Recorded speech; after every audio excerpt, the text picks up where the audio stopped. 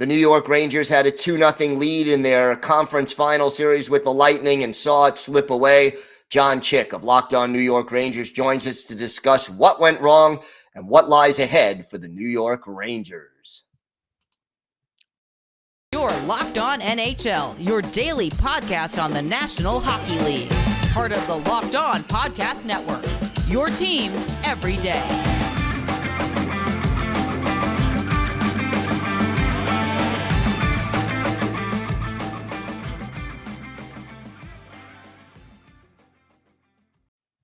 And welcome back to the Locked On NHL Podcast. Gil Martin, glad to be with you on this Monday. Thank you for making Locked On NHL your first listen every day. We are free and available on all platforms.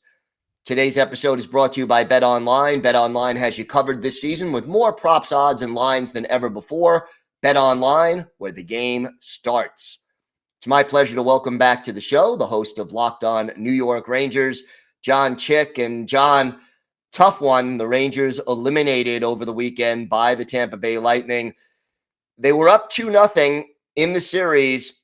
What happened that derailed the march to the Cup final? Yeah, I mean, it's a combination of things for sure, Gil. I mean, I think to begin with, you have to just look at the opponent and just how good they are. It's a situation where, Tampa, they swept the Panthers. They had all that extra time off. I think the assumption among a lot of fans, a lot of hockey analysts was that, oh, well, they're rested. They're going to come in and basically just stomp the Rangers.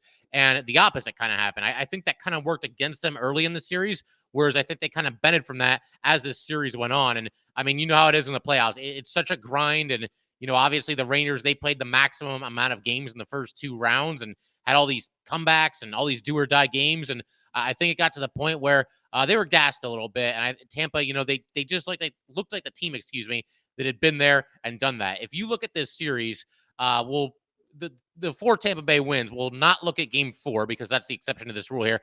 All the other wins by Tampa Bay were the result of them scoring a goal like fairly late in the game with less than a minute left, with less than 2 minutes left. Last night, I think it was about 5 minutes left or so when they got the game winner. So just a situation where, I don't think there's as big of a divide between these two teams as some people might think, but Tampa is better. And again, they just look to me like the team that has been there and done that. And you see the result, which is, of course, Tampa Bay now playing Colorado in the finals. One thing that the Lightning did very well, especially in the final 4 games of the series, they took away the shooting lanes, they took away the passing lanes, and kind of slowed down the speed that the Rangers used so effectively all season. Is there anything you think the team could have done differently to counter what the Lightning was doing? Sometimes, as you know, Gil, hockey can be just a test of wills. And I think there were too many times in this, 4-game losing streak here where the Rangers just didn't force the issue enough. They didn't force their way into those high danger scoring areas, on the ice. And so, you end up settling for shots that are not going to beat Andrei Vasilevskiy. If you're shooting from along the boards, you're not going to beat him. And just not enough of the dirty goals or even any opportunities where it looked like the Rangers might score a dirty goal. They were so good at that this season. Chris Kreider, so many tip-in goals, so many spots where, he'd clean up the loose change in the crease there. So, I think overall it was just a case where they didn't force the issue enough. And I think that also comes back at least a little bit to maybe some fatigue for this team. But yeah, just a situation where, again, I think Tampa was just a little bit better in the bigger spots in this series than the Rangers were. Not a lot of people expected the Rangers to get this far this quickly, especially at the beginning of the season. In this playoff run, give me a player who you think had a breakthrough run in this playoffs that really helped the Rangers get as far as they did.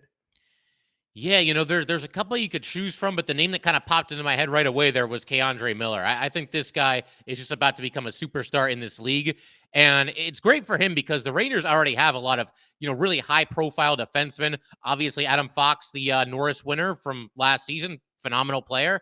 You got Jacob Trouba, who seems to always be in the headlines and not for always the best reasons. A lot of people seem to take exception with some of the things that he does on the ice, but he's kind of a lightning rod. And Ryan Lindgren, I mean, that dude's just an old school throwback, tough as nails. So K'Andre Miller, as strange as it sounds, and this is somebody that, mind you, was on the NHL's all-rookie team last season, but he almost flies under the radar a little bit. And I think throughout this playoff run, he was as good or better as maybe any defenseman on the New York Rangers. Adam Fox, probably him and Adam Fox, because Fox, was a points machine as he always is. But I think in terms of night-to-night consistency, K'Andre Miller might have been the guy. So, yeah, I think I'll go with K'Andre Miller for that question for sure. Good choice. That's who I had in mind when I asked it. So excellent. Yeah. Looking to this offseason, who is a potential free agent and who do the Rangers have to prioritize in order to keep the core of this team together? Yeah, it's crazy, man, because, less than or about halfway through the season, the Rangers, you look at their impending unrestricted free agents, and the only really, big name on it was Ryan Strome. And then, of course, we're getting close to the NHL trade deadline, and the Rangers pull the trigger on all these moves. Everybody they brought in was a rental, though, or somebody on an expiring contract who's about to become a UFA, whether that's Frank Vatrano or Andrew Kopp or Tyler Mott or even Justin Braun, all these guys impending UFAs. So you got the 4 new guys plus Ryan Strome. That's 5 guys. I don't think Strome is going to be back. It's just kind of a gut feeling. They were kind of talking on and off this entire season about a potential extension. And now that it hasn't happened, I mean, I don't expect it to happen at the 0 hour. Ryan Strome is this close to being able to talk to, every team in the league. So I don't see them bringing him back, which is unfortunate. I like Ryan Strome, despite him missing what could have been a game-winning goal in Game 5 the other night. But then you've got, Andrew Kopp. He's somebody that I think probably should be the priority. I do have to, the dust is still kind of settling on the season here, so I got to look at this in greater detail for sure. But off the top of my head, yeah, I think it's Andrew Kopp. This guy's a Swiss Army knife. You can play him on any line, at any position. He can play on the power play. He can kill penalties. And he's somebody that just from a personality perspective, I think he just fit like a glove with this New York Ranger team. He seemed to be very well liked from the second he came over. So I'll say him. But I wouldn't be against, the re-signing of any UFA. I mean, you can't necessarily go overboard with it. Like, I wouldn't go up to like $7 million a year for Ryan Strome or anything like that. But I mean, if you can get Frank Vatrano or Tyler Mott, somebody like that back on, a relatively reasonable deal going into next season, then I see no reason not to do it. Again, those guys came over and they just, it clicked very quickly for those guys with the New York Rangers. And what's the cap situation like heading into this offseason? Yeah, I mean, my understanding is they're projected to have about $11 million in cap space. They could always free up a little bit of cap space. I get the feeling Alex Georgiev is somebody who could end up being traded this offseason. He's making, I believe it's $2.5 million a season right now. And so if you trade him and then go cheap with the backup goalie, that saves you some money. You could potentially look to trade Patrick Nemeth, although with the season that he just had, I think the only way you're going to move him is if you include a draft pick along with him and basically just kind of bribe somebody to take on his salary for the next couple of seasons. So there's ways to do it. You never know for sure. There's been some surprise trades over the years, and the Rangers might look to do something to free up some cap space. But I think, both this offseason and offseasons to come here, you're going to see the Rangers focus on their own guys, some of the young kids who are going to eventually need to be paid, and they're going to prioritize, getting those guys locked up rather than going out and chasing and potentially overpaying for one of the bigger name free agents on the open market. It's only been a couple of days, so maybe it's a little too early to ask this question, but what do you think this franchise, this team learned and gained from this playoff run? Yeah, again, the dust is just kind of settling right now. I think the biggest thing that they've probably learned, though, is you got to bring it every night in the Stanley Cup playoffs because, for as much fun as this was and for as great as it was to see this team go on this run here and make it much farther than anybody ever thought that they would, they had more than their fair share of clunkers or at least, mental lapses at different parts of different games. Games 3 and 4 against Pittsburgh were basically disasters. So that's 2 right there. I mean, Game 5 against Carolina was not good either. Game 2 against Carolina was not good. And really, of these 4 games against Tampa, the Raiders were in the game last night, but that's mostly because of Igor Shesterkin. I don't think they were at their best last night. Game 4 wasn't very good in this series either. So I think just that understanding that you can't, afford to take off a game or a period or even a shift. Like, if you're going to be the last team standing in this tournament, this crazy 16-team tournament that we're all privileged to watch every single year, you got to bring it every single night. Maybe you can get away with like 1 or 2 clunkers and still win the Stanley Cup, but not as many as the Rangers had, I don't think. John, why don't you tell our viewers and our listeners where they could find the podcast and where they could find you on social media?